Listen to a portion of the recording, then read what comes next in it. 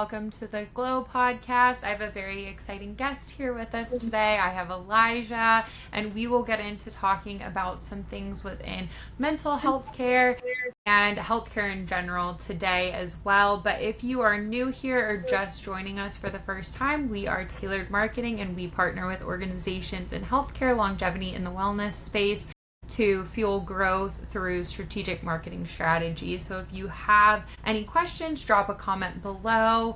Thank you so much for coming on today, Elijah. I am so excited to have you here. If you can, I would love if you would just kind of go ahead and introduce yourself so my audience and listeners know who you are. Absolutely. Thank you so much for having me, Taylor. It's a pleasure to be here. My name is Elijah Thompson. I'm a licensed clinical social worker. We are an integrative virtual healthcare company providing therapy services and yoga therapy for clients, along with clinical training and development for clinicians. And I'm really looking forward to talking about everything with mental health and general healthcare and the like. Yeah, no, that's super, super awesome. I know whenever I saw what you guys were doing, I was like, oh, this is so cool. And so what kind of inspired the creation for Inspired Practice, and how has kind of your own journey led you to doing this work?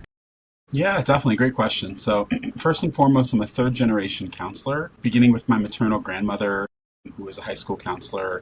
My mother, who is a licensed clinical social worker and yoga therapist, even my aunt, who's a PhD psychologist. Something about mental health kind of ran through the veins, if you will, and was a part of the fabric of our family. So very early on, that was a big component to like our household and family dynamics. Early introduction to yoga and to mental health.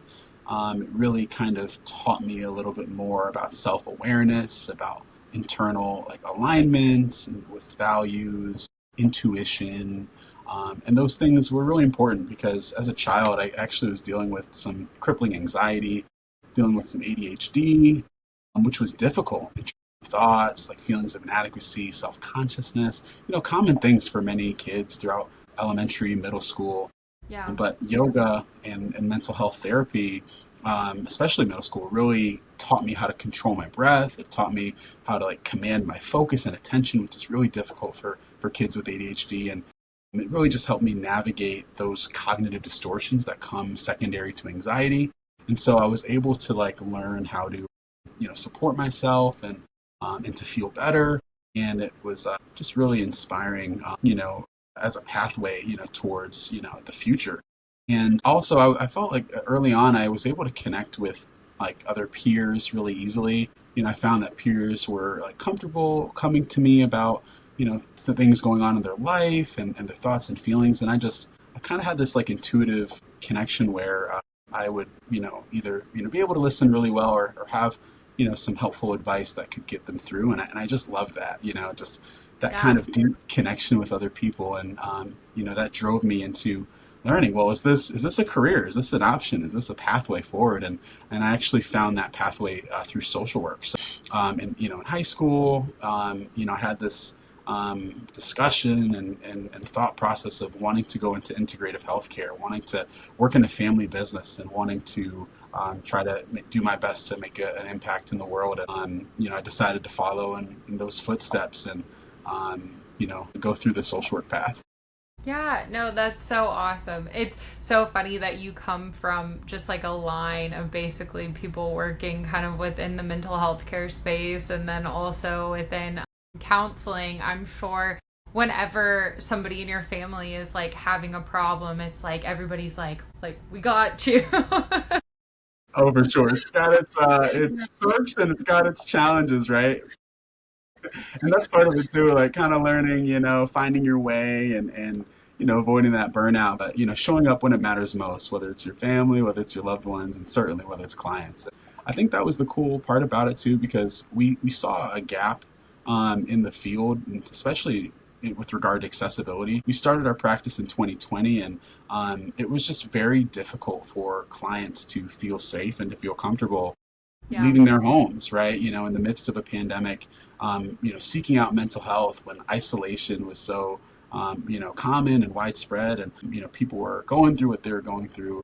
we were really trying to find a way to fit that need, and by creating this virtual service and support, we could connect to that client where they were, both physically and emotionally, and reduce the wait times, reduce the challenges of access, and try to support them. Yeah, no, that's amazing. And also, even like you brought up a great point that during COVID, many people weren't leaving their houses. So telehealth kind of took off during that time period. But especially when you're talking to someone about, your mental health, your emotional health, it can be very intimidating to go into a place where you are unfamiliar, it's your first time there, and it's a lot more comfortable for people to be able to do it from like their living room or their office or their bedroom, and an environment that you already feel comfortable in too. Oh yeah, yeah, you're so right. I mean, a big barrier is overcoming the fear of judgment, and oftentimes, we are experiencing like these ideas or these thoughts and projecting it out to our world, and it can be a barrier to even talking about or recognizing our need for mental health, but of course for even exploring and seeking that out. And so it gave this kind of low barrier to entry for clients just to turn on their screen, to find a therapist that of their choosing, and to just open up. And I found that had a profound impact for clients who were wanting to start but just didn't really have the way or the route or the process, and being able to really blossom and grow within the context of their own home. Yeah, no, that's awesome. And so you talked a little bit too about the yoga therapy that you all have, and then you also do some other methods of counseling and therapy as well. So could you speak just kind of to a little bit more of kind of what you all offer for your patients? Yeah, absolutely. So we're considered like a trauma specialist Okay. organization. So many of our therapists are, credentialed in EMDR, in trauma-informed cognitive behavioral therapy, and other modalities that really help us to get to the root cause of the issues that our clients are facing. But, in short, we offer, direct one-on-one psychotherapy, dealing with that mental health component. We offer one-on-one yoga therapy, which is that integrative piece between the mind and the body, using movement as a form of healing. We also offer group services for individuals who are experiencing common issues like depression, anxiety, self-consciousness, weight issues. And we also provide that through our internship program, which allows for increased accessibility due to financial considerations. So we have more of a lower cost to entry, which is nice. And we also provide mental health trainings to organizations and to members of the community. So we'll really go out and educate people on their mental health. We'll educate frontline workers and other social service organizations or healthcare organizations on how to consider mental health as a priority when either delivering services to their clients or within the community itself amongst residents and other people. That's awesome. And so I'm so interested because I practice yoga pretty regularly, and I'm sure some of the listeners do as well too. What would the difference be between like just a traditional yoga class that you're going to and then doing actually yoga therapy? Because I feel like yoga in itself is just so therapeutic. Like if I haven't done it in like a few days or like a week, you can almost like feel it in your body and in your mind. Well, you're so right, and I think that that's an interesting piece. Yoga therapy, it kind of bridges the gap between like the physical movement, posture that is embedded in like the framework of yoga practice, with the kind of tenets of mental health, to allow people to gain a sense of deeper insight and awareness.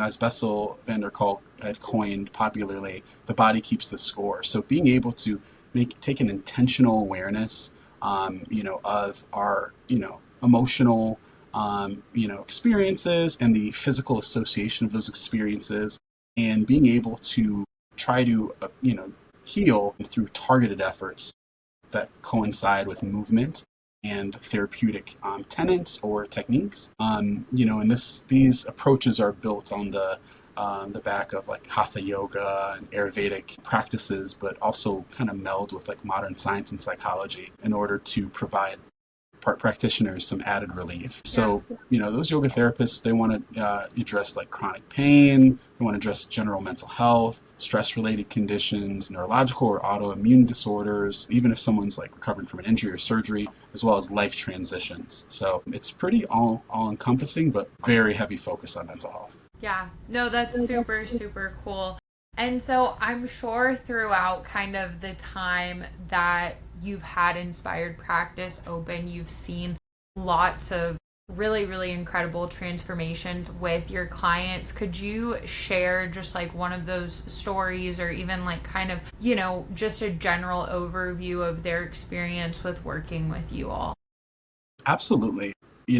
What a experience from a client's perspective that I love to reflect on is one of my earlier clients who was kind of navigating the throes of addiction and depression. You know, Lacking the sense of will to just get up and go through the day, and any little trigger could cause a craving or a desire to use substances. And Yeah.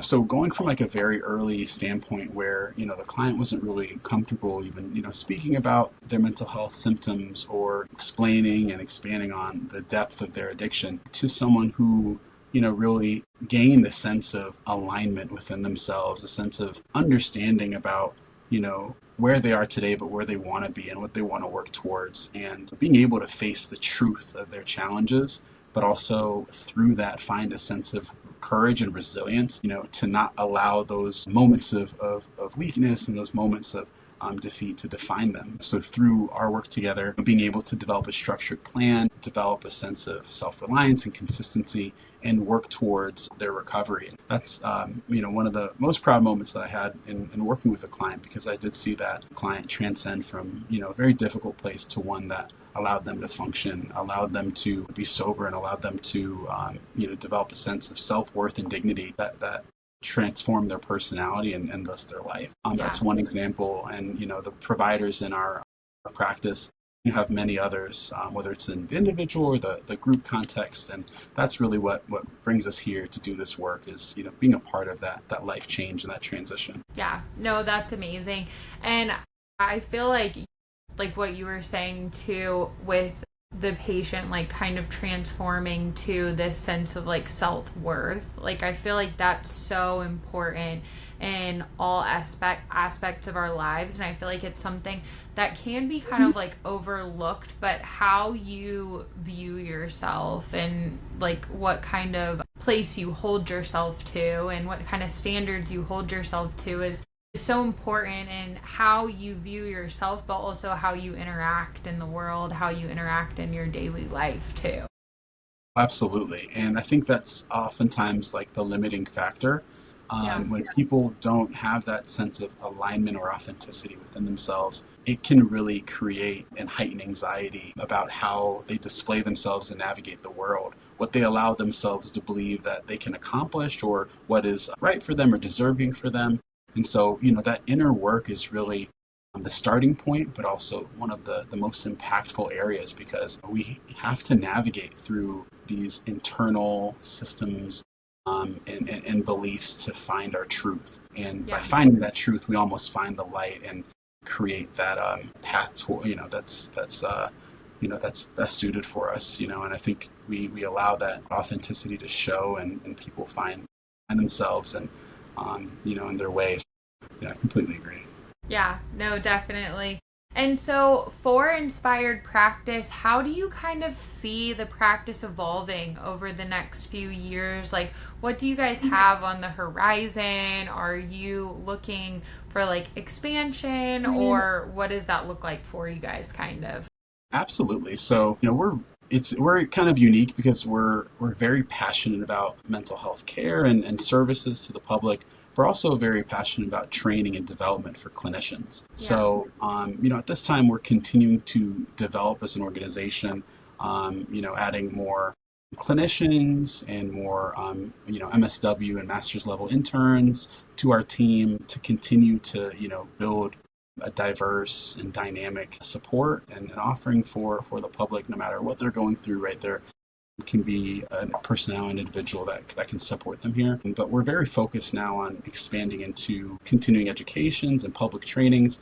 We recently partnered with HCA, their Gulf Coast Hospital Division, and we're able to train their doctors, nurses, and healthcare professionals on trauma-informed care and the importance of that in healthcare setting. Continuing to expand and educate other healthcare systems on the importance of mental health, and also continuing to expand our reach and support professionals in their development. We've created a model that is three-tiered.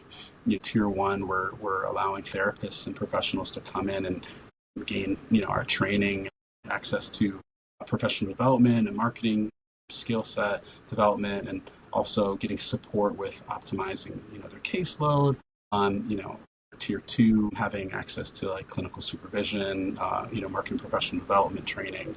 And then our tier three are, 1099 licensed therapists that join our practice and become a part of, this inspired family. And so, we're hoping to create a framework where everyone can learn and grow as a part of that community. Yeah, no, that's super, super cool.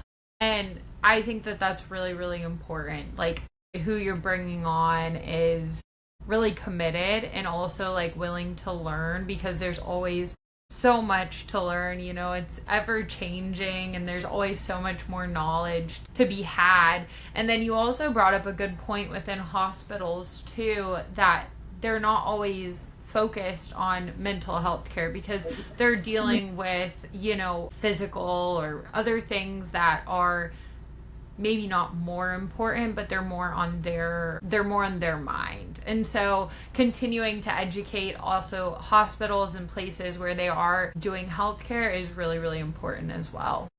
Absolutely. I mean, it's so easy to label a patient as non-compliant with their medications or with their treatment plan, and that creates a stigma that is pervasive, throughout their system and their plan of care and the delivery of that care. So being able to recognize the symptoms and the subtle signs that might indicate that there could be something present, regarding their mental health or their history. And, just recognizing those subtle cues and catering to them in meaningful ways that can really make a difference and can build trust between the provider and the patient. And what's true is that it's a collaboration. Trust is at the foundation of that. So when our patients feel that they're being listened to and they're being respected, they will be empowered to engage in that treatment plan in a way that can lead to some comprehensive healing. And so we just want to help professionals learn that, understand that, but embody those traits to be more effective in their roles. Yeah, no, I think that that's really, really important. And how do you kind of hope to continue shifting leadership and growth within the organization at Inspired Practice as well?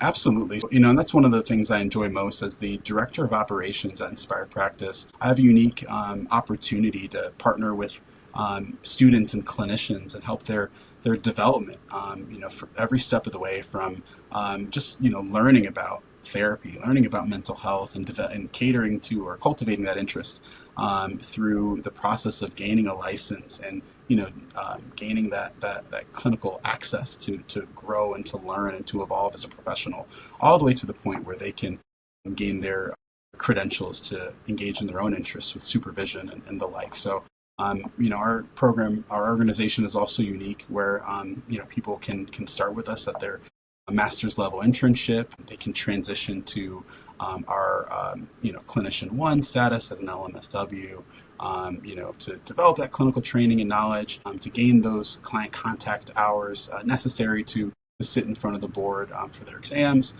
They can transition to a tier two clinician where they are clinically licensed and independent in their practice, able to take on their own caseload, and be able to operate, their own approach and brand in that capacity. And then even beyond that, as a clinical supervisor, being able to take on their own supervisees, their own clients in our system, and be able to develop their skills. So it's such an exciting thing watching people, at their earliest point in their career, cultivate that interest, develop those skills, but find a pathway forward to their future in a system that they know and trust. And we've seen people blossom and grow within the context of this system and make dreams a reality.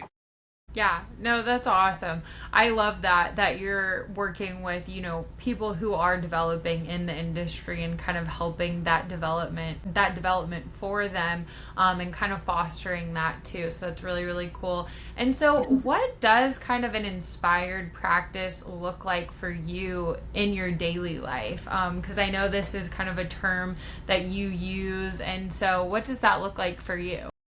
Absolutely. It begins with intention and awareness, creating opportunities to connect within through mindfulness practices such as deep breathing and kind of navigating through, mindset and attitude to find alignment with my purpose or my goal. And being able to, nourish, my body through healthy living and also nourish my mind through, engaging in activities or challenges that are meaningful, that are exciting, and that, really drive that, that purpose that I have as a social worker and that I have as a therapist. And, a big piece of that is giving back, whether it's to, the public through my direct work as a therapist, or whether it's, through my work as an administrator in the organization and helping our interns or our staff grow. Really finding meaningful opportunities to connect with my team and support them, troubleshoot, and work hard to make improvements where necessary. I would also say it's about connecting with my community beyond that. Building and fostering relationships with my neighbors and with my colleagues, and staying connected where it matters most. Because I feel as a social worker and as a therapist, we're a public figure and we represent something that's greater than ourselves. So taking every opportunity to highlight that and to connect people, with that when maybe it's not always available to them. Yeah, no, that's super, super cool. I think that that's great with like being connected with, like what you were saying is like basically like being connected with whatever you're doing. It's like putting like 100% into whatever you're doing, even if you're just like talking to your neighbor. It's like being in that moment and like being there for them in that way. So that's super, super cool. And so how can people work with you or start their journey with inspired practice? What is kind of the best way to find y'all online? Absolutely. So we're, available at inspiredpractice.com. We're also at Inspired Practice LLC on all social media platforms. For clients who are seeking services, you can visit our website or our social media. You can, fill out an interest form to share your thoughts about mental health and the needs that you find, the interests that you find. We are fortunately very, cost effective through insurance as well as out of pocket. And clients can be able to search our directory and find a therapist that fits their needs or their interests, or a group that is also supporting some of their general goals. And we have a very robust library of blogs and content that can help people learn and engage in psychoeducation as well in their own time. So we're very passionate about writing, and they can find that on our website or on our social media. And for clinicians who are looking for an opportunity to grow and develop in their craft, they can also visit our website to learn about our opportunities with training, whether it's a participation in a continuing education credit, whether it's formal enrollment, in clinical supervision or marketing professional development. There's certainly many ways to get involved. Awesome. Cool. I'll also put all of that in the show notes as well, so it's easy access for all of the listeners. Thank you so, so much for coming on. I really appreciate you and your time. Thank you so much for having me. It's a pleasure.